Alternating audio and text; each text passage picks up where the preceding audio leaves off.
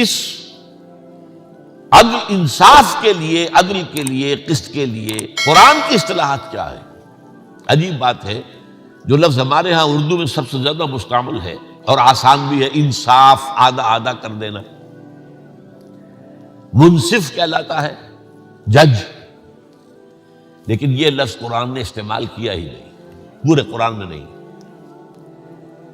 اس لیے کہ بسا اوقات برابر برابر کر دینا، آدھا آدھا کر دینا عدل کا تقاضا نہیں ہوتا۔ ایک وزن کہیں لے کر جانا ہے، ایک آدمی جوان ہے، توانا ہے، ایک ہے ابھی بچہ ہے، کیا آپ برابر اس کے اوپر بوجھ لا دیں گے؟ کیا عدل کا تقاضا یہ ہے؟ نہیں۔ آپ کو معلوم ہے ترازو کی ڈنڈی ہے، ایک طرف کا ایک بازو زیادہ ہے، لمبا ہے، ایک چھوٹا ہے، اب ڈنڈی سیدھی رکھنے کے لیے چھوٹے بازو کی طرف زیادہ وزن ڈالنا پڑے گا، تب کہیں جا کے ڈنڈی سیدھی رہے گی۔ لہذا قرآن کی اصطلاح جو ہے وہ انصاف نہیں ہے، عدل ہے، قسط ہے۔ ایک تیسرا لفظ جو زیادہ استعمال نہیں ہوا ہے وہ توازن ہے۔ دیکھیے اللہ تعالیٰ کے اسماء حسنہ میں سے العدل، اور میرے علم کی حد تک یہ واحد نام ہے اللہ کا جو مصدر پر ہے، ورنہ فاعل فعیل کے وزن پر ہے، فعال فعیل فاعل، علیم قدیر قہار جبار، العدل مجسم عدل۔ اب یہ اللہ کے لیے لفظ مجسم اچھا نہیں ہے، کیا کریں ہم، ہماری زبان کی جو ہے محدودیت ہے۔ سراپا عدل، سرتاپا عدل، اس کی صفت بیان ہوئی سورہ آل عمران میں، قائما بالقسط، قسط پر قائم یا قسط کو قائم کرنے والا۔ اور ایک اہم ترین آیت قرآن مجید کی سورہ حدید کی 24، ہم نے نبی کیوں بھیجے، کتابیں کیوں بھیجی، شریعت کیوں نافذ کی، میزان کیوں نازل کی؟ لقد ارسلنا رسلنا بالبینات وانزلنا معهم الکتاب والمیزان لیقوم الناس بالقسط۔ یہ سارا ارسال رسل، انزال کتب، شریعت کا عطا کرنا، یہ سب کس لیے؟ تاکہ لوگ عدل پر قائم۔ اب ذرا مرکزیت دیکھیے عدل کی۔ حضور کے بارے میں خاص طور پر سورہ شورى میں آتا ہے، آیت نمبر 15 میں، اے نبی کہہ دیجئے وَأُمِرْتُ لِأَعْدِلَ بَيْنَكُمْ، دیکھو مجھے حکم ہوا ہے تمہارے مابین عدل قائم کروں۔ میں صرف واعظ نہیں ہوں، کہیں تم سمجھ لو واعظ ہے، یہ عدل قائم کرنے ہے۔ اور سب سے آگے چڑھیے تو امت مسلمہ سے خطاب کر کے سورہ نساء، سورہ مائدہ، یہ جو جوڑا ہے اسے، یا ایھا الذین آمنوا کونوا قوامین بالقسط شہداء للہ ولو علی انفسکم او الوالدین والاقربین۔ اے ایمان کے دعوے دارو، عدل و قسط کو قائم کرنے کے لیے قوت کے ساتھ کھڑے ہو جاؤ، اور اللہ کے لیے گواہی دینے والے بن کر کھڑے ہو جاؤ۔ خواہ وہ چیز تمہارے اپنے خلاف جا رہی ہو، تمہارے والدین کے خلاف جا رہی ہو، تمہارے رشتہ داروں کے خلاف جا رہی ہو۔ اور یہ جوڑے ہونے کی مناسبت سے آپ دیکھیں گے کہ یہ مضمون عکسی ترتیب کے ساتھ سورہ مائدہ میں آ گیا۔ یا ایھا الذین آمنوا کونوا قوامین للہ شہداء بالقسط ولا یجرمنکم شنآن قوم علی الا تعدلوا اعدلوا ھو اقرب للتقوی۔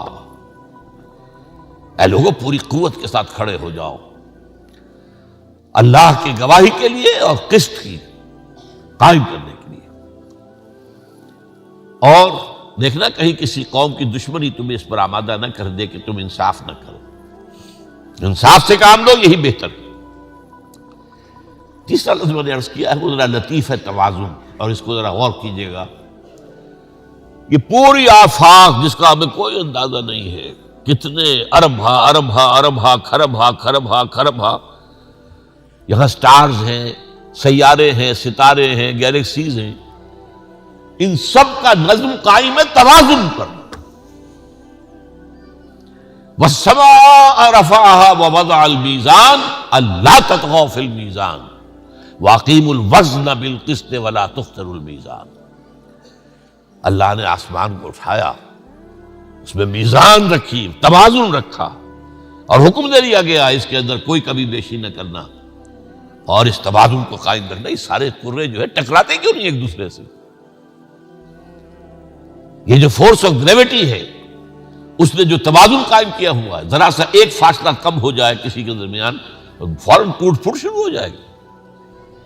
لو سانس بھی آہستہ کے نازک کے بہت کام، آفاق کی اس کار گئے شیشہ گری کا، ذرا سا فرق جو ہے وہ تصادم شروع ہو جائے گا کروں کا اور سیاروں کا اور ستاروں کا۔ اور اسی کو کہا گیا ہے سورہ بنی اسرائیل میں وَأَوْفُوا الْكَيْلَ إِذَا كِلْتُمْ وَزِنُوا بِالْقِسْطَاسِ الْمُسْتَقِيمِ، قسط سے بنا ہے۔ دیکھو جب ناپ کر دو تو پورا پیمانہ بھر کر ناپو، اور جب وزن کرو تو سیدھی ڈنڈی کے ساتھ وزن کرو۔ اب آئیے اس میں ایک اور نکتہ،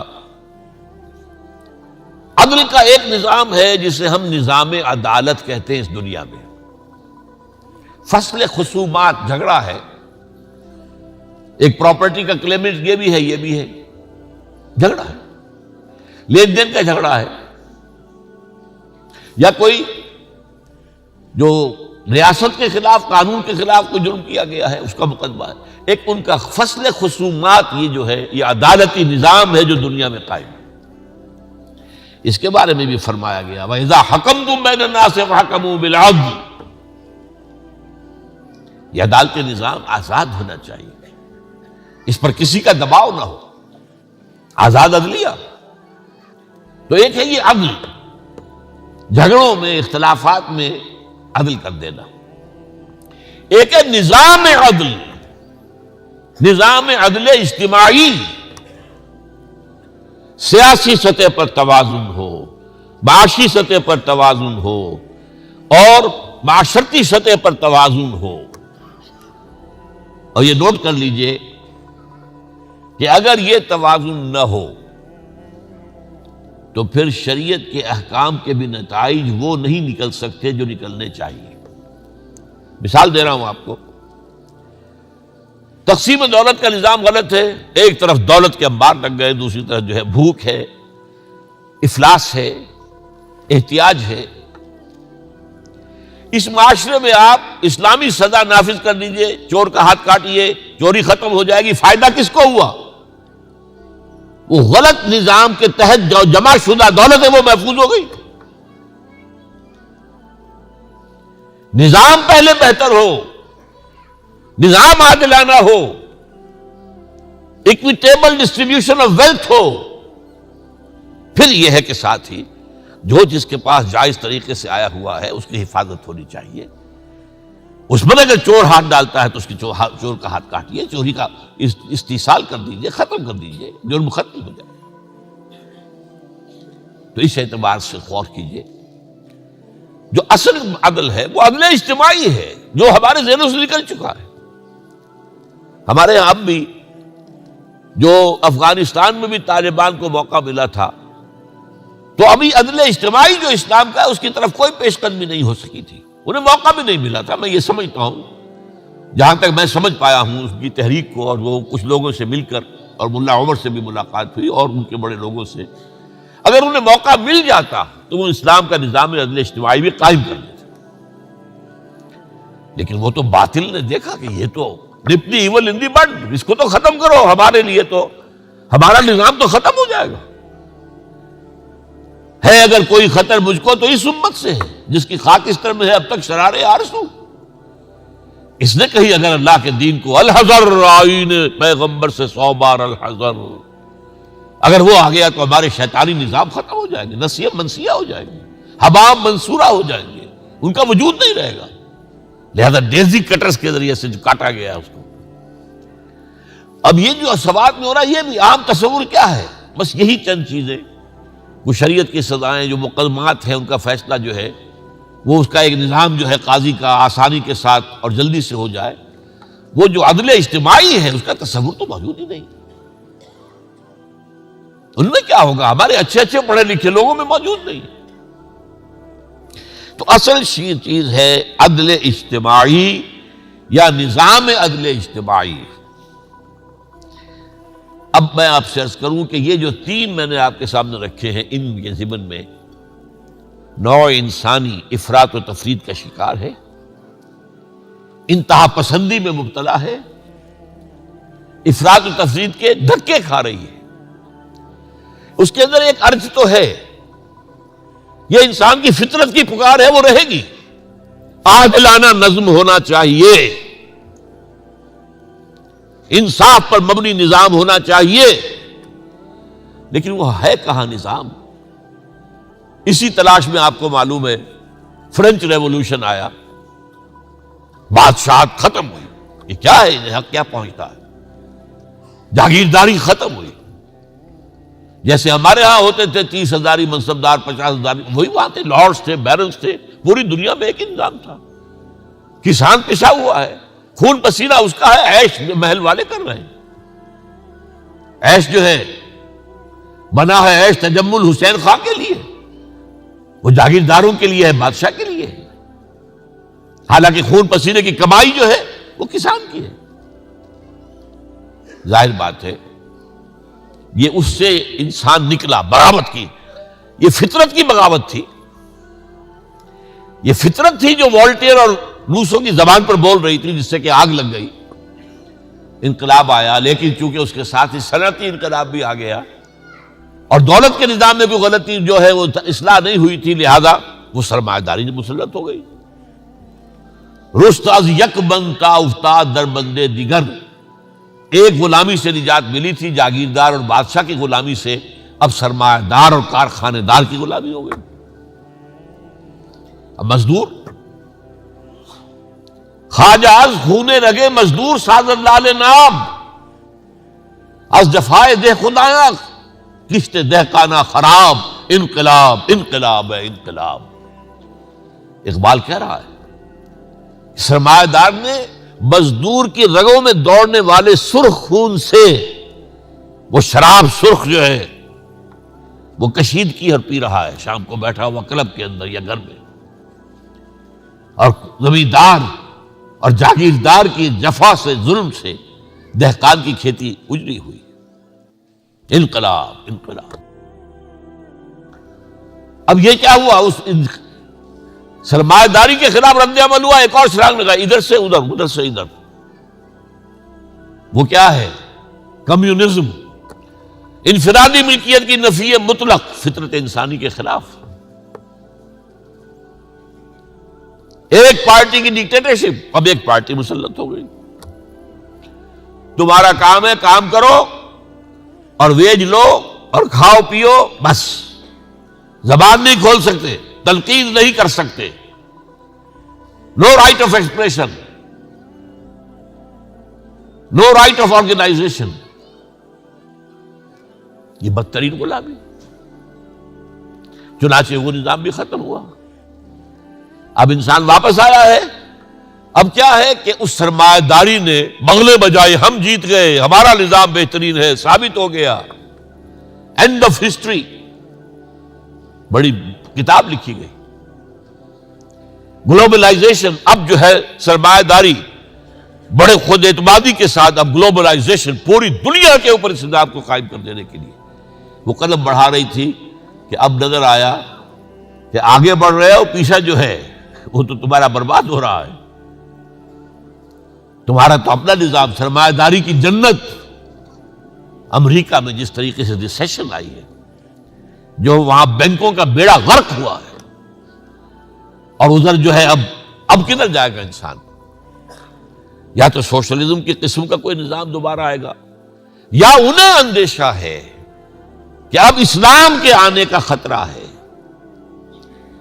یہی وہ خطرہ ہے کہ جس کی وجہ سے انہوں نے پوری دنیا کے اندر یہ ڈھڈورا پیٹ دیا۔ یہ فنڈامنٹلزم، یہ مسلمانوں کے اندر یہ جو اپنے نظام کی بات کرتے ہیں، جو خلافت کی بات کرتے ہیں، جو نظام کی بات، وہ ہمارے دشمن ہیں، فنڈامنٹلسٹ ہیں، وہ ٹیررسٹ ہیں، انہیں برباد کر کے رہیں گے، ختم کر کے رہیں گے۔ اور یہ باتیں وہ کھل کر کہہ رہے ہیں، انہیں کسی کا ڈر ہے ہی نہیں، کیونکہ دنیا یونیپولر ہو چکی ہے۔ وہ تو یہ ہے کہ I am the monarch of all I survey، لہذا پہلے کبھی بائی پولر دنیا تھی تو خیال ہوتا تھا کہ اگر امریکہ کسی ملک کو ناراض کرے گا وہ روس کے حلقہ جو اثر ہے اس میں چلا جائے گا. اب تو پرواہ نہیں, کھل کر کہہ رہے. اس میں قرآن مجید کی ایک آیت ہے سورہ نحل کی, وَعَلَى اللَّهِ قَصْدُ السَّبِيلِ وَمِنْهَا جَائِرٌ. اس کا بہت عمدہ نقشہ کھینچا ہے مولانا مودودی نے اپنی تفہیم القرآن کے اندر کہ راستہ ایک تو سیدھا راستہ جا رہا ہے, یہ دنیا میں صراط مستقیم ہے, اور اس کے اندر بعد میں یہ الصراط پل صراط بن جائے گا. ایک ہے ٹیڑھے راستے, ادھر بائیں سے آیا دائیں کو چلا گیا انتہا کو, اس انتہا کو پہنچ کر ادھر واپس آیا پھر اس کو کراس کر گیا صراط مستقیم کو. چونکہ آسمانی ہدایت سے استفادہ نہیں کرنا, لہذا کراس کرتا ہے ہر بار, وہ نقطہ عدل سے گزرتا ہے لیکن اس کو اختیار نہیں کرتا, اور یہ سارے راستے ہوتے ہوتے جہنم میں پہنچا دیتے. اس پس منظر میں نوع انسانی پر نبی اکرم صلی اللہ علیہ وسلم کا عظیم ترین احسان ان جملہ اعتبارات سے عدل و قسط اور توازن و اعتدال پر مبنی مکمل نظام اجتماعی, یہ ہے اصل دین, یہ ہے عظیم ترین احسان, یہ ہے انسان کی سب سے بڑی ضرورت کو پورا کرنا. آج کے انسان کی ضرورت یہ ہے, اس لیے کہ آج یہ دنیا چھوٹی سی ہو گئی ہے, یہ گلوبل ولیج بن گیا ہے, ایک نظام ایک جگہ سے جکڑا جا سکتا ہے پوری دنیا کو.